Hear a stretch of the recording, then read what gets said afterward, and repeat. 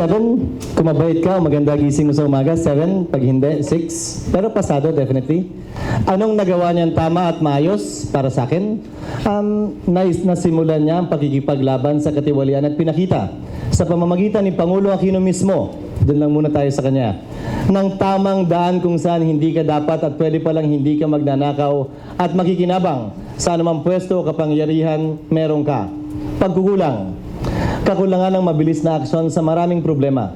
Halimbawa, last year alone, 303 billion ang underspending ng pamahalaan.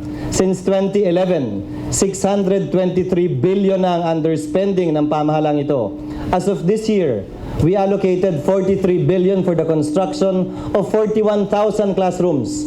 But up to today, November 30, isang buwan na lang tapos na yung taon, ni isang classroom na pinondohan ng 43 billion, wala pang natatapos o nagagamit ng mga estudyante dahil delayed o nahuli o naantala ang pagpapatupad ng mga proyektong yan. Ako 7 o 8. Siguro yung pinakamahalaga yung anti-corruption measures na nasimulan. Hindi pa perpekto pero marami nang nasampulan. Yung pinaka magandang example nito yung DPWH. Before ng administrasyon na to, yung DPWH pinaka-mistrusted na government agency. Siya yung nagpapatupad na napakaraming programa dati na napakagrabe din yung korupsyon.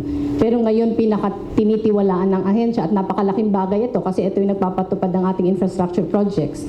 Sunod, maraming mga naipasang batas ngayon na in our lifetime hindi natin inaakalang may pasa. Yung number 1 ito yung RH law, yung mga highly controversial laws, yung syntax law, na kung walang political will, mahirap itong ipasa. Pero naipasa ng administrasyon na to.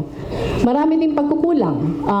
Gaya na sabi ni Senator Cheese, mukhang nabigla yung gobyerno natin dahil naiangat yung ekonomiya, yung ating growth rate ngayon is the second best in the world. Sunod tayo sa China. Pero mukhang nabigla yung gobyerno natin, mukhang nakulangan sa absorptive capacity. Maraming perang hindi nagagastos na sana mahanapan pa ng paraan.